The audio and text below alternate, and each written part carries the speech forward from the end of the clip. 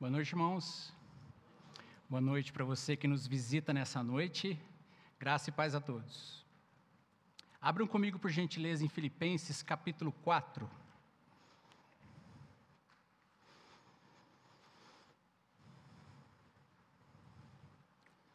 Filipenses, capítulo 4. Nós vamos ler do versículo 6 ao 9.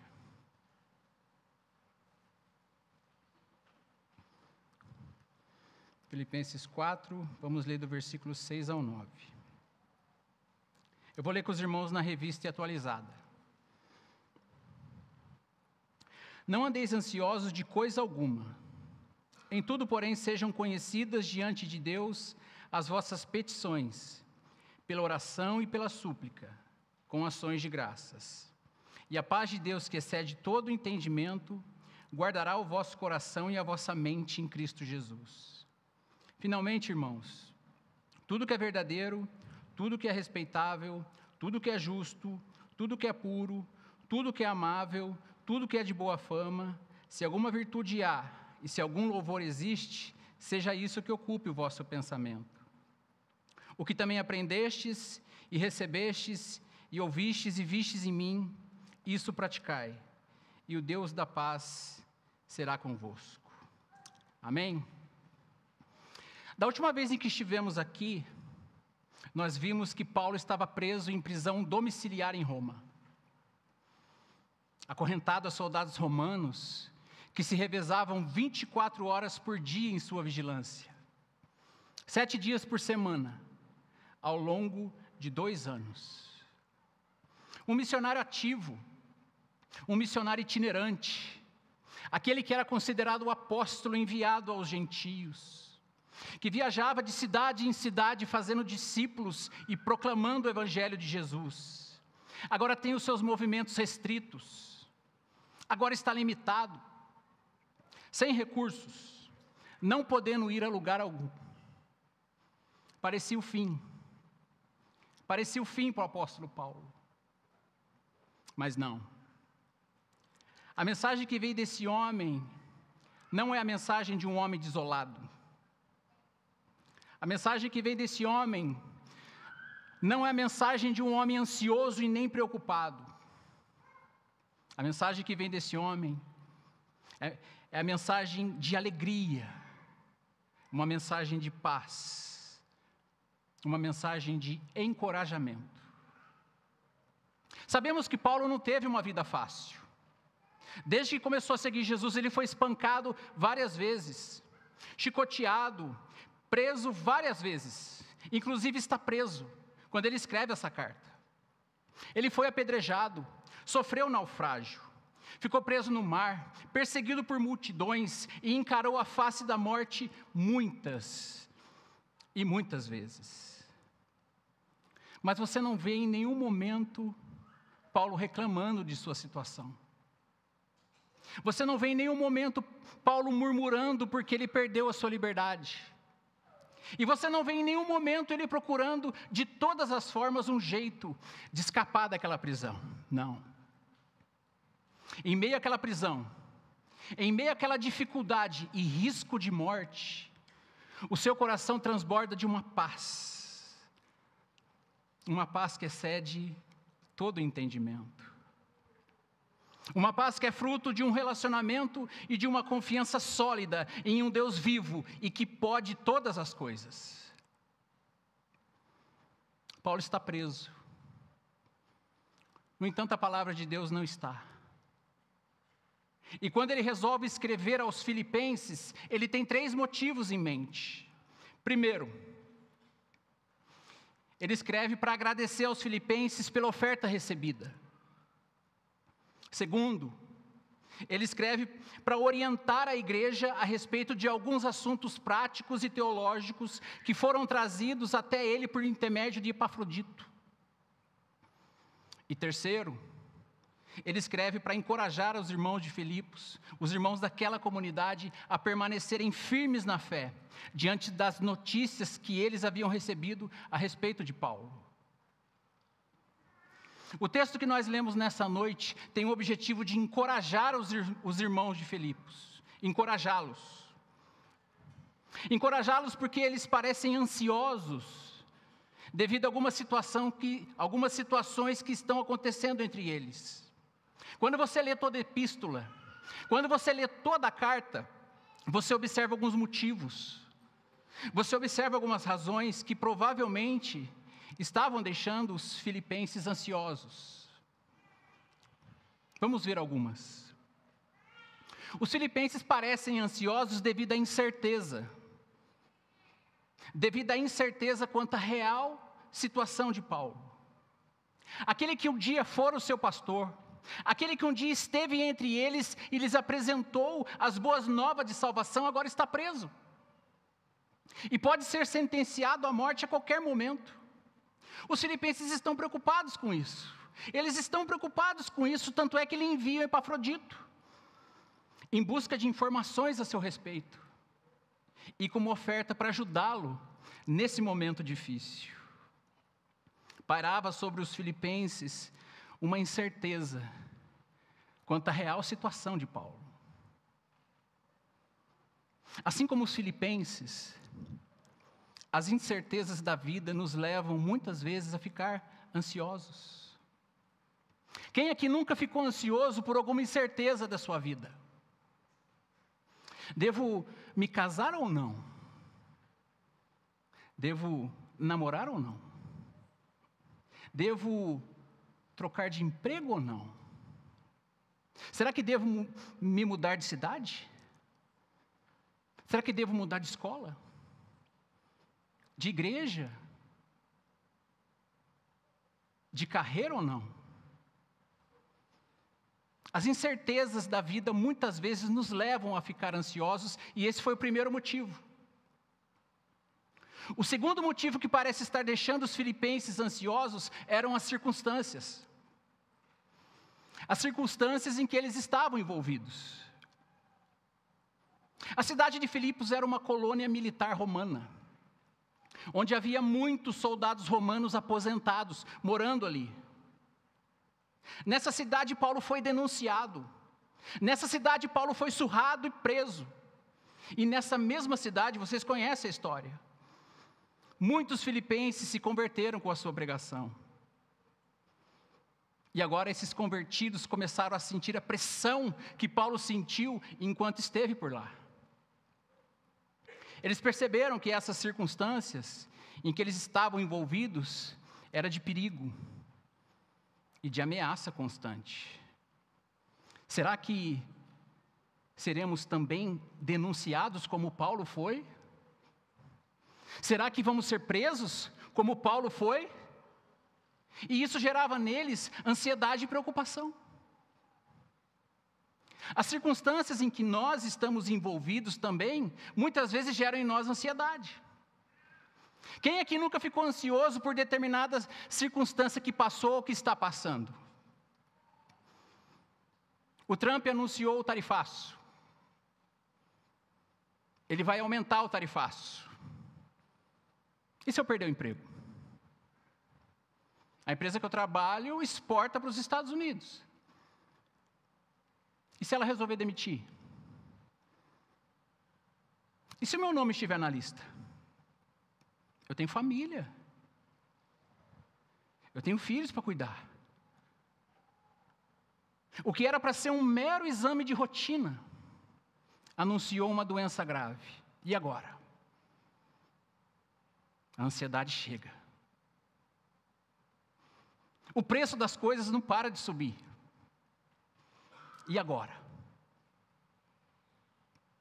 As circunstâncias muitas vezes geram ansiedade em nosso coração. E esse era o segundo motivo. O terceiro motivo que parece estar deixando os filipenses ansiosos eram alguns problemas de relacionamento. Você vê isso no versículo 2, quando ele roga a Evódia e a Sintique que pensem concordemente no Senhor. Mas esse problema você não vê somente entre elas. Parece que havia partidarismos na igreja de Filipos. Alguns líderes querendo aparecer. Não havia harmonia entre eles. E nós sabemos que problemas de relacionamento, se não tratados corretamente, pode se transformar numa coisa séria e produzir ansiedade. Irmãos, sejamos honestos. Sejamos honestos. Quem aqui nunca teve problema de relacionamento? Isso acontece desde o Éden. E se você já teve problema de relacionamentos, você sabe que às vezes esses problemas de relacionamento nos fazem sofrer mais que as circunstâncias e as incertezas da vida. Seja na família, seja no trabalho, ou mesmo na igreja. Esses problemas de relacionamento produzem estresse. E isso acontece porque as pessoas nos machucam. Isso acontece porque elas nos criticam, nos decepcionam. Eu não sei como é que você entrou aqui nessa noite, mas nós sabemos que esses atritos no relacionamento tiram a nossa paz, nos deixam inquietos, sugam a nossa energia. E isso, quando não tratado corretamente, produz ansiedade, incertezas, circunstâncias, relacionamentos. Paulo, então, pela graça divina, como se fosse um médico, consegue diagnosticar o problema. E uma vez diagnosticado, agora ele passa a tratar do problema. E ele passa a encorajar os filipenses nesses termos. Versículo 6. Não andeis ansiosos de coisa alguma. Em tudo, porém, sejam conhecidas diante de Deus as vossas petições, pela oração e pela súplica, com ações de graças. Não andeis ansiosos por coisa alguma. Em outras palavras, parem com essa ansiedade. Parem de se preocupar. A ansiedade foi considerada o maior mal do século XX. E ela tem sido considerada o maior mal, ou um dos maiores males do século XXI. A ansiedade é democrática. Ela atinge a todos, em qualquer faixa etária. Ela atinge jovens, ela atinge adultos, ela atinge idosos, e por incrível que pareça, ela atinge até as crianças. A ansiedade não faz acepção de pessoas. Ela atravessa qualquer classe social. Seja rico, seja pobre, ela não respeita raça, ela não respeita sexo, ela não respeita cor e nem religião. Ela não escolhe endereço, ela não respeita fronteiras. Ela atinge pessoas em qualquer lugar do mundo. Ela pode estar aí agora, escondida. Talvez esteja ao seu lado. Talvez esteja à sua frente. Ou mesmo atrás de você. Dominando corações.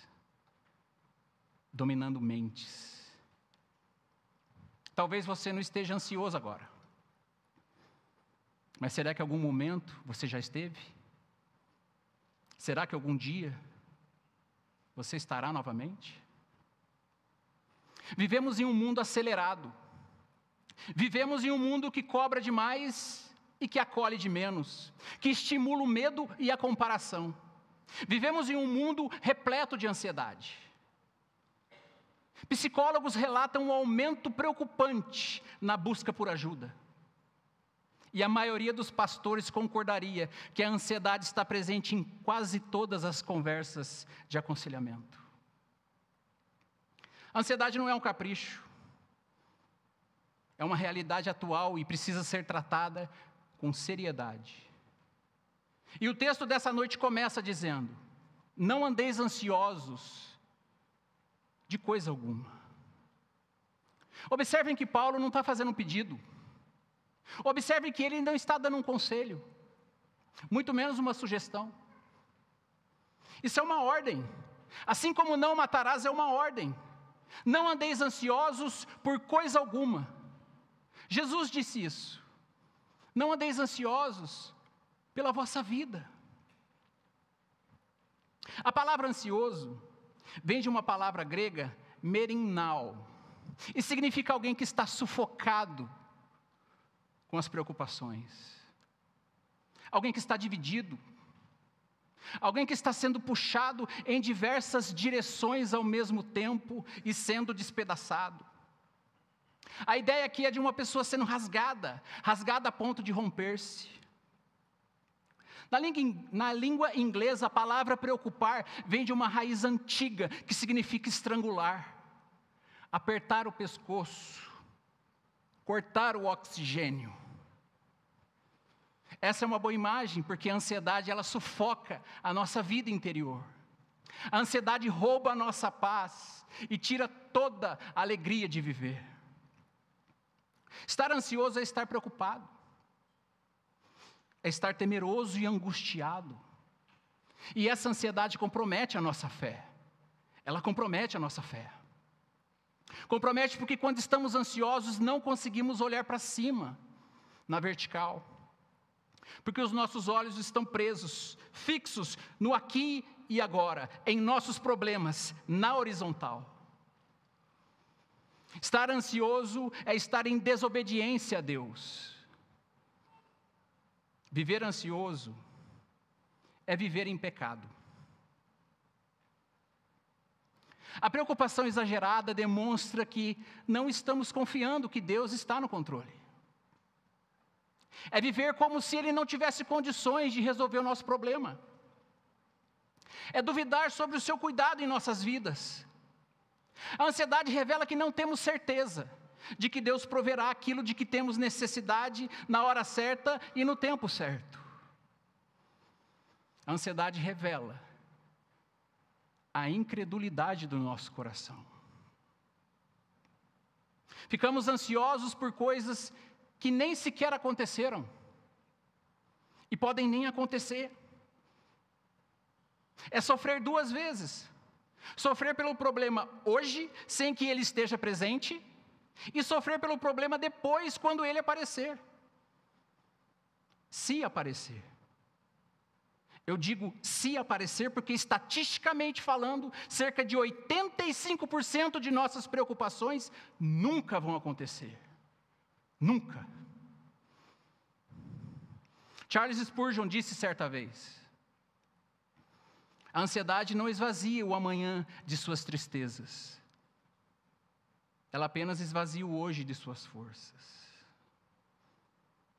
Pare um pouco e pense na sua vida. Eu já pensei. Nas vezes em que estivemos ansiosos e se o problema de fato aconteceu. Você vai perceber que muitas vezes ele não aconteceu. E se de fato ele aconteceu, você sofreu duas vezes, antes e depois, quando ela chegou. Mas como lidar com isso?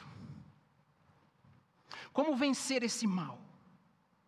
Como lidar com essa questão da alma? Paulo nos dá a receita. Observem comigo a parte B do versículo 6. Em tudo, porém, sejam conhecidas diante de Deus as vossas petições, pela oração e pela súplica, com ações de graça. Deixa eu lhe fazer uma pergunta. Se você chegar amanhã de manhã no seu médico de confiança, e ele te disser que você está com uma doença grave, e se você quiser ser curado, você precisa tomar esses 3 remédios aqui. Ele põe na sua frente 3 remédios. Se você quiser ser curado, você precisa tomar esses 3 remédios aqui. Você tomaria ou não?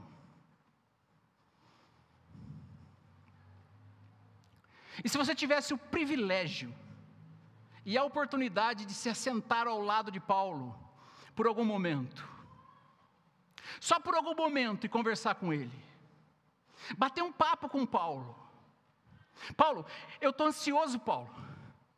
Me ajuda, eu não sei lidar com isso, Paulo. Por favor, me ajuda. Eu estou muito ansioso. O que é que eu devo fazer? E se Paulo lhe indicasse um tratamento? 3 remédios. 3 remédios que vão te ajudar e que vão me ajudar a lidarmos com a ansiedade. Tomaríamos esse remédio ou não?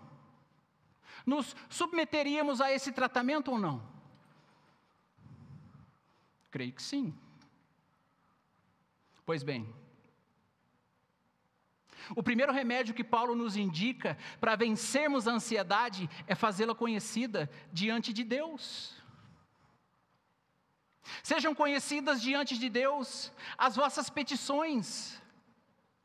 Paulo emprega aqui 3 palavras para descrever petições. Ele vai falar de oração, súplica e ações de graças. Sendo que cada uma delas nos ajuda de alguma forma naquilo em que estamos preocupados.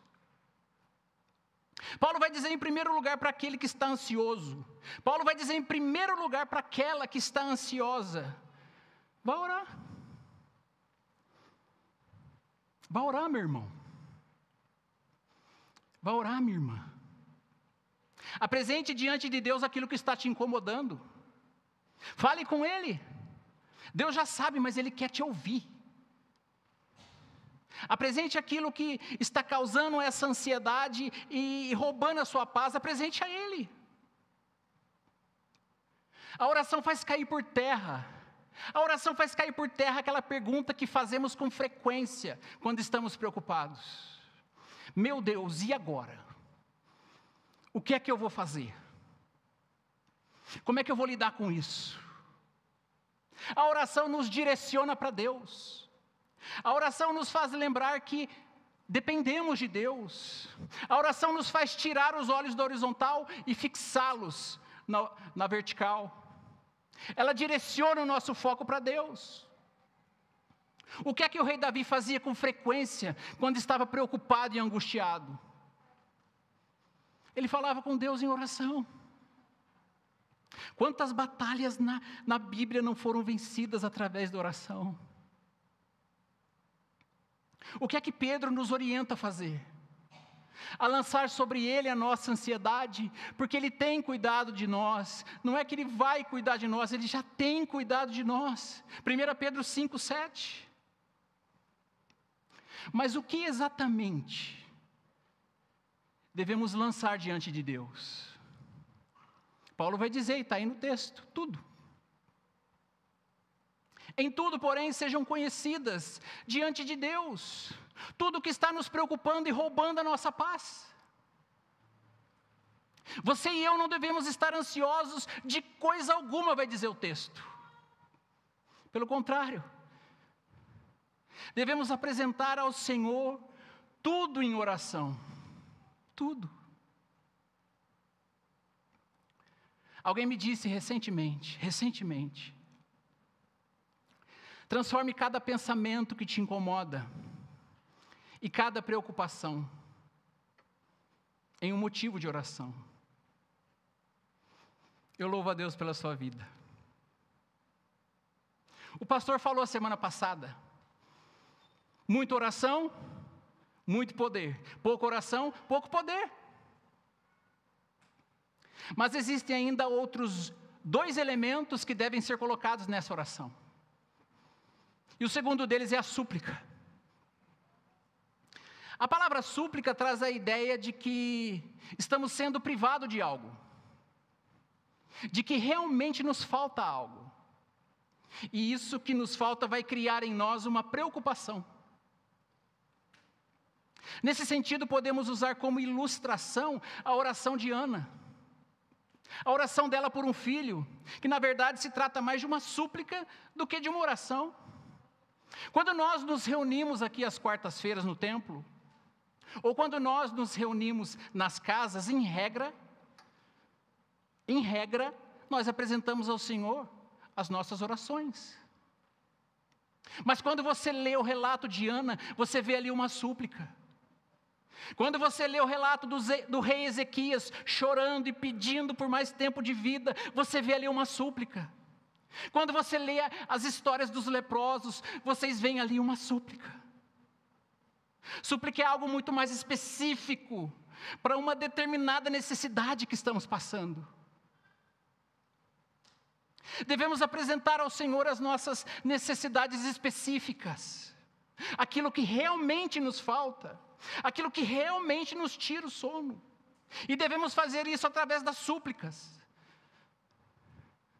E aquele que conhece as nossas necessidades antes mesmo de pedirmos, irá supri-las segundo a sua perfeita vontade. O terceiro elemento que deve ser colocado nessa oração, o terceiro elemento, são as ações de graças. Eis aqui um ingrediente que não pode faltar em nossas orações. Ações de graça, gratidão. Reconhecemos o que nos falta através da oração e da súplica. Reconhecemos o que Ele já fez por nós através das ações de graças e da gratidão. Sempre há motivos para agradecer, irmãos. Os irmãos sabem disso. Sempre há motivo para agradecer. Sempre há motivos para se lembrar e trazer à memória os feitos do Senhor em nossa vida. Aquilo que Ele já fez por nós. Davi disse certa vez: bendize, ó minha alma, ao Senhor, e não se esqueça de nenhum só de seus benefícios. Salmo 103, 2. Moisés continuamente exortava o povo de Israel para que se lembrassem do que o Senhor já havia feito por eles no deserto. Lembrem-se, vai dizer Moisés, lembrem-se de todo o caminho pelo qual o Senhor teu Deus os guiou nesse deserto esses 40 anos. Ele os sustentou com um maná que vocês não conheciam. As roupas que vocês usavam não se envelheceram e os seus pés não ficaram inchados. Deuteronômio capítulo 8. Lembrem-se, lembrem-se, lembrem-se. Olhar para trás às vezes na vida e se lembrar do que Deus já fez por nós, de quantas orações Ele já nos respondeu. É um poderoso remédio que nos ajuda na luta contra a ansiedade. Quais são as necessidades específicas de sua vida hoje? O que é que tem nos deixado inquietos? O que é que está tirando o teu sono e a tua paz? O que é que tem nos sufocado ultimamente? Você já orou hoje? Já oramos hoje? Apresente toda a situação a Deus em oração. Apresente suas súplicas a Ele e lhe renda ações de graças. Esse foi o primeiro remédio que o apóstolo Paulo nos indicou. Primeiro remédio. O segundo remédio que Paulo nos indicou está aí no versículo 8. Versículo 8. Finalmente, irmãos, tudo que é verdadeiro, tudo que é respeitável, tudo que é justo, tudo que é puro, tudo que é amável, tudo que é de boa fama, se alguma virtude há e se algum louvor existe, seja isso que ocupe o vosso pensamento. Nossos pensamentos dão forma à nossa realidade. Devemos ocupar os nossos pensamentos com aquilo que é virtuoso e digno de louvor. A raiz da palavra grega que Paulo usa para ocupar o pensamento é logizomai, de onde vem a nossa palavra logaritmos e lógica. Trata-se de um termo matemático que traz a ideia de fazer um cálculo complicado. Um cálculo complicado onde se exige concentração. Onde você e eu devemos estar mentalmente focados. Paulo aqui prioriza a mente, ele foca na mente. Paulo é intencional, e ele foca na mente porque ele sabe que a ansiedade é fruto daquilo que ocupa os nossos pensamentos. Devemos ter muito cuidado com aquilo que ocupa a nossa mente. Devemos ter muito cuidado com aquilo que ocupa os nossos pensamentos. Muitas das batalhas que enfrentamos, muitas das tentações que encaramos, nós vamos vencer ou perder aqui na mente. A mente é o ambiente de nossas vitórias e de nossas derrotas. Temos todo cuidado com aquilo que vamos comer e beber. Selecionamos rigorosamente aquilo que é saudável e o que não é saudável. Mas tão importante quanto isso é selecionarmos o que vai entrar e permanecer em nossa mente e na mente dos nossos filhos. Nos momentos em que estamos ansiosos e nos momentos em que estamos sendo tentados, nesses momentos, é aí que começa uma batalha, disse o nosso pastor. Uma batalha. E nesses momentos precisamos nos esforçar. Nesses momentos precisamos redirecionar os nossos pensamentos para as Escrituras. Para tudo aquilo que é verdadeiro, para tudo aquilo que é respeitável, para tudo aquilo que é justo, tudo aquilo que é puro, tudo que é amável, seja isso que ocupe o nosso pensamento. Essa deve ser a nossa mentalidade diária. Esse é um bom combate. E ele não será vencido sem esforço. Devemos considerar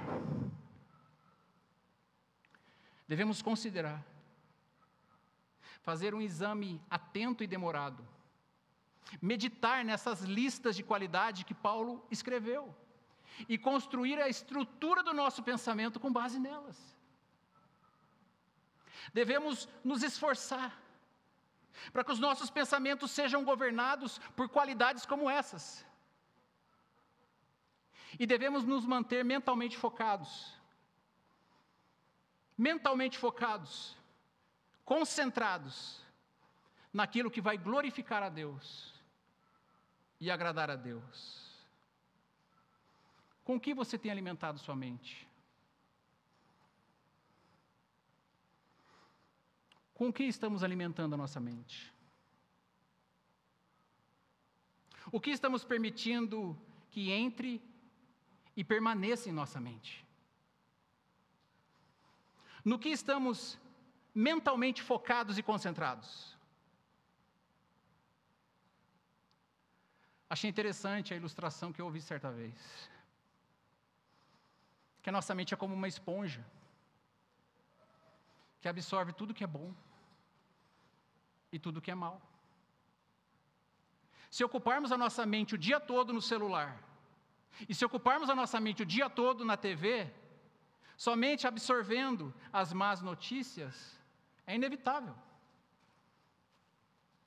Ficaremos ansiosos. Se ocuparmos a nossa mente pensando muito na situação política do país, na crise em que estamos vivendo, é inevitável. Ficaremos ansiosos. Se ocuparmos a nossa mente pensando muito nas contas que temos que pagar, no preço das coisas aumentando, e na possibilidade de perdermos o emprego, meu amigo, ficaremos ansiosos. Se ocuparmos nossa mente com o amanhã, com as circunstâncias e com as incertezas desse mundo, ficaremos ansiosos. Vai ser muito difícil vencer a batalha da vida cristã se a nossa mente não estiver saturada da palavra de Deus. Vai ser muito difícil vencer a batalha da vida cristã se a nossa mente não for diariamente renovada pela palavra de Deus. E não vos conformeis com este mundo, disse Paulo, mas transformai-vos pela renovação de vossa mente. Romanos, capítulo 12, versículo 2. John Stott disse certa vez: a batalha da vida cristã é quase sempre ganha na mente. É pela renovação da nossa mente que o nosso caráter e comportamento se transformam. Essa maneira de pensar e a renovação da nossa mente não acontecerão do dia para a noite. É preciso esforço. É preciso meditar nas Escrituras todos os dias, dia e noite. Josué, medita nesse livro da lei, dia e noite. Josué, medita nessa lei, dia e noite. Bem-aventurado o varão cujo prazer está na lei do Senhor, e nela medita de dia e de noite. Salmo capítulo 1, versículo 2. O primeiro remédio para vencer a ansiedade é apresentar a Deus as nossas orações. O segundo remédio é saturar os nossos pensamentos com a palavra de Deus, com aquilo que edifica. E agora o terceiro remédio que Paulo nos indica está no versículo 9. Versículo 9. O que também aprendestes, e recebestes, e ouvistes, e vistes em mim, isso praticai. E o Deus da paz será convosco. Isso praticai, disse Paulo. A forma de pensar que Paulo fala no versículo anterior, ou seja, no versículo 8, tem um propósito. E esse propósito é que os filipenses coloquem em prática as lições que receberam dele. Não somente os filipenses, mas cada um de nós. O que Paulo está dizendo nesse versículo é que não basta saber, não basta conhecer, é preciso praticar. Para vencer a ansiedade, não basta apenas saber sobre Deus, não basta apenas conhecer teologia, é preciso praticar o que Ele ordena em Sua palavra. Nosso pastor disse na última EBD, receber a palavra de Deus é uma bênção. O nosso desafio é colocá-la em prática. O apóstolo Tiago é direto quanto a isso. Sede, pois, praticantes da palavra, e não somente ouvintes, enganando-vos a vós mesmos. Tiago, capítulo 1, versículo 22. No versículo 8, Paulo nos apresenta um padrão de pensamento. Um padrão de pensamento que devemos colocar em prática para que fiquemos livres da ansiedade, ou mesmo para que ela nem se achegue a nós. A pergunta é, como fazer isso? Como colocar isso em prática? E a resposta está aí no versículo 9. O que aprendestes, e recebestes, e ouvistes, e vistes em mim, isso praticai. Existe uma conexão entre o versículo 8 e o versículo 9. Os filipenses já têm conhecimento do que devem fazer.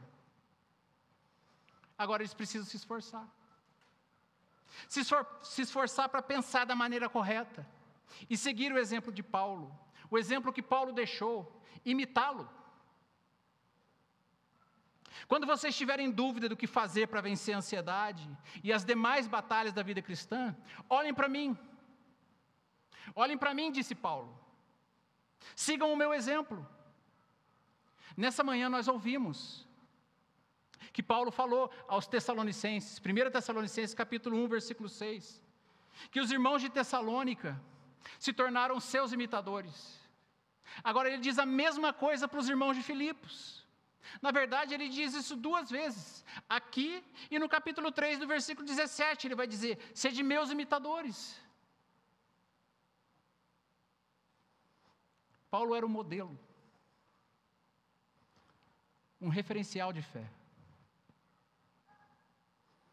Será que hoje nós teríamos condições de dizer isso para alguém? Será que hoje eu e você teríamos condições de dizer isso para alguém? Sede meus imitadores, sigam o meu exemplo. Referenciais e modelos de fé. Essa é a nossa responsabilidade como cristãos. Sermos referenciais e modelos de fé. Agora, qual vai ser o resultado?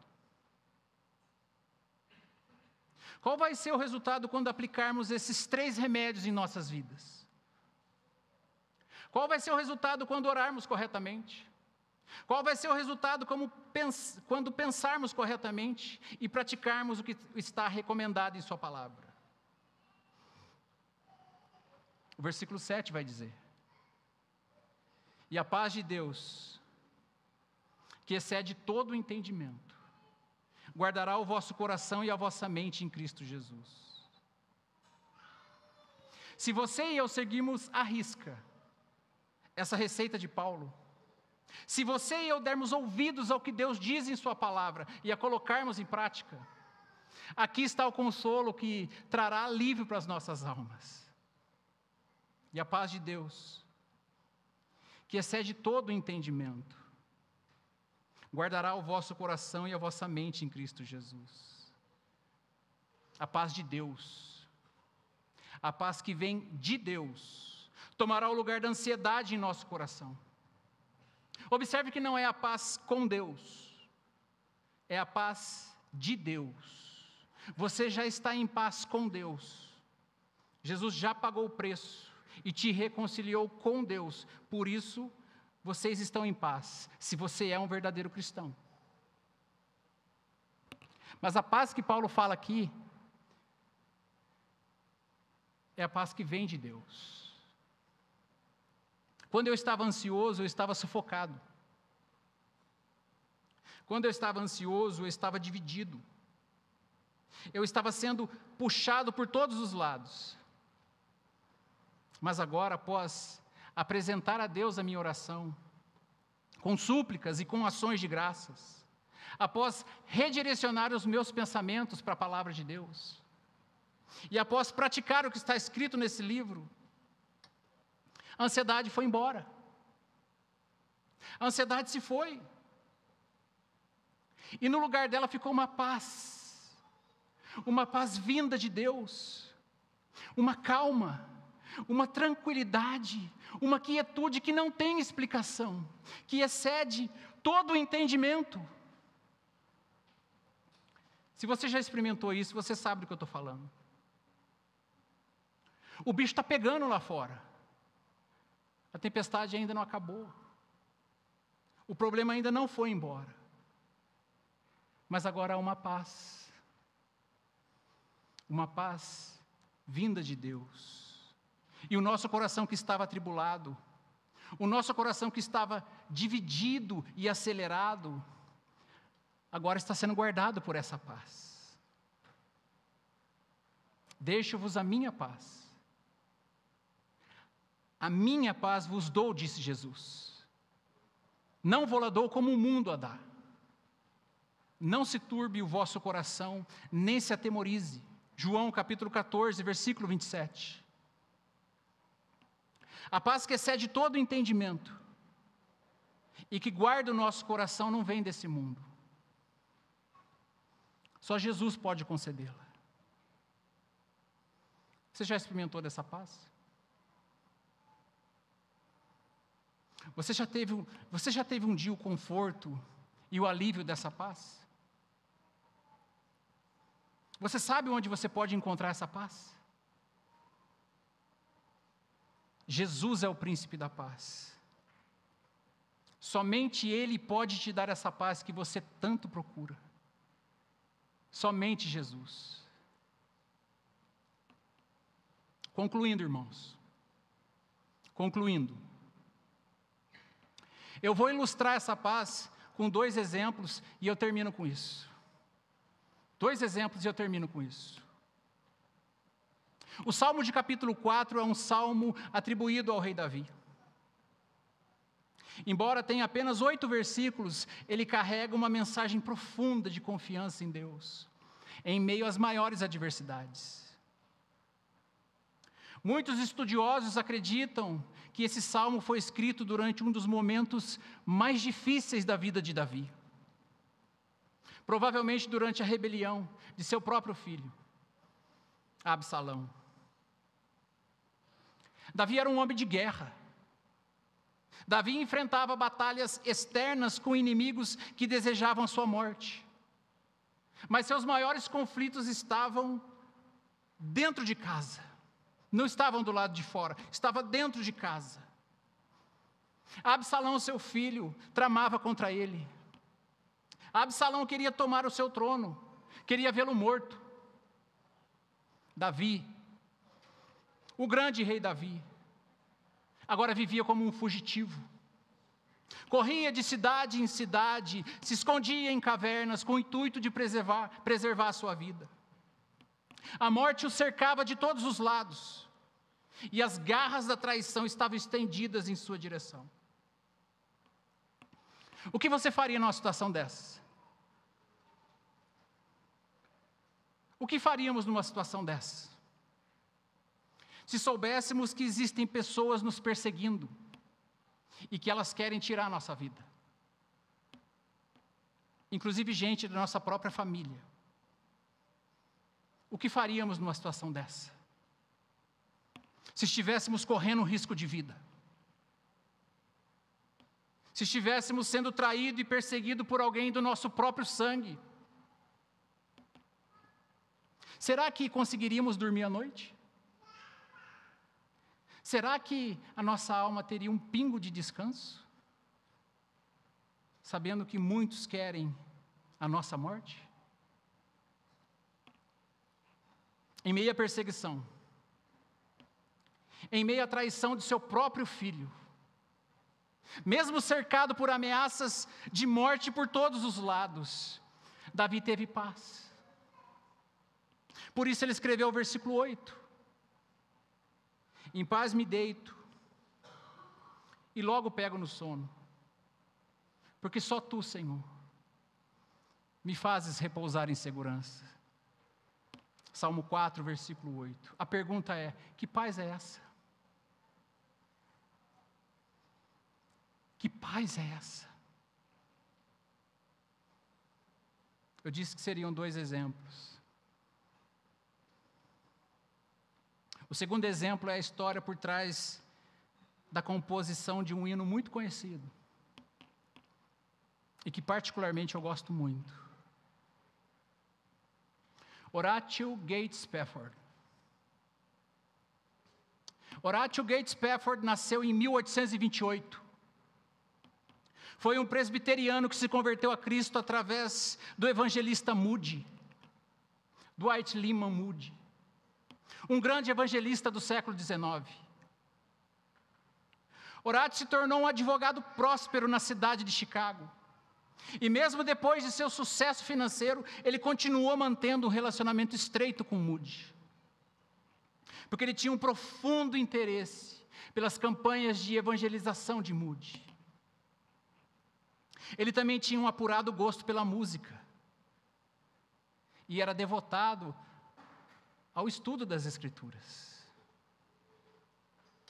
Dr. Spafford fez pesados investimentos financeiros em uma cidade de Chicago, em uma área da cidade de Chicago, onde no dia 9 de outubro de 1871 aconteceu um dos maiores incêndios da história dos Estados Unidos. Esse incêndio matou cerca de 250 pessoas e deixou milhares de desabrigados. Horatio teve uma grande perda financeira. Teve uma grande perda financeira por causa desse incêndio, que destruiu cerca de 1/3 da cidade.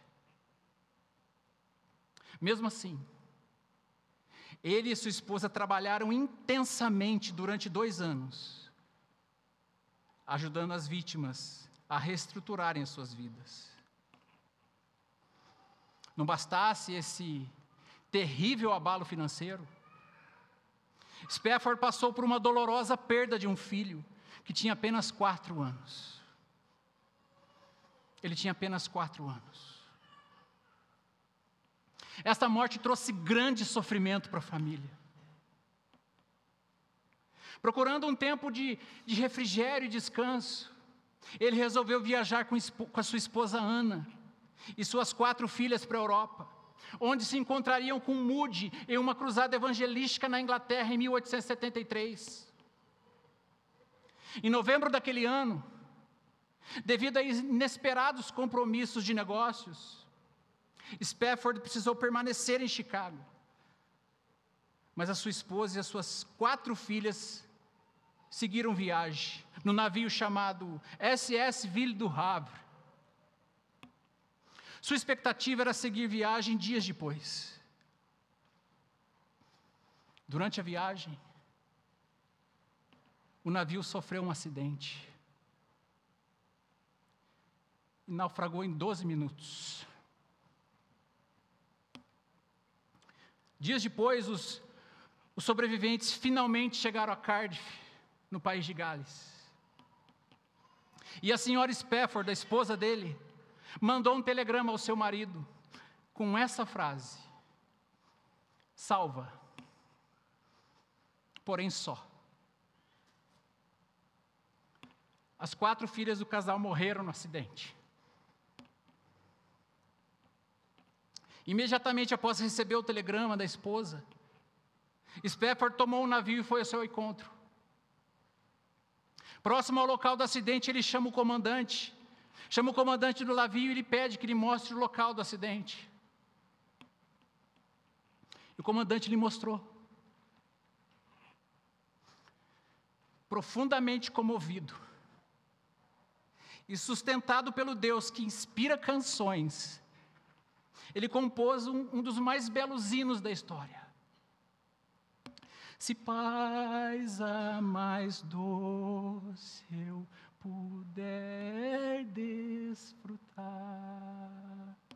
se dor a mais forte sofrer, ó seja o que for, tu me fazes saber que feliz com Jesus sempre sou. Essa é a paz que vem de Deus e que excede todo entendimento. Senhor, obrigado por esse momento que o Senhor nos concedeu como igreja, de mais uma vez nos reunirmos, Senhor, e de adorarmos ao Senhor, de prestarmos ao Senhor as nossas orações, ó Pai. Obrigado por esse privilégio que muitos não têm e que nós temos, Senhor, graças a Ti. Obrigado porque o Senhor é um Deus bom que cuida de cada um de nós. Obrigado porque o Senhor nos deixou a Tua palavra e ainda exemplos de vida, Senhor, dos quais podemos seguir. Obrigado pela vida de Davi. Obrigado, Senhor, pela vida do irmão Horácio e pelas lições que podemos aprender, por esse hino maravilhoso que ele compôs, inspirado pelo Senhor. Obrigado, Senhor, por cada um que está aqui nessa noite. Obrigado por esse privilégio, ó Pai. Te louvamos, bem como Jesus. Em nome de Teu Filho amado. Amém.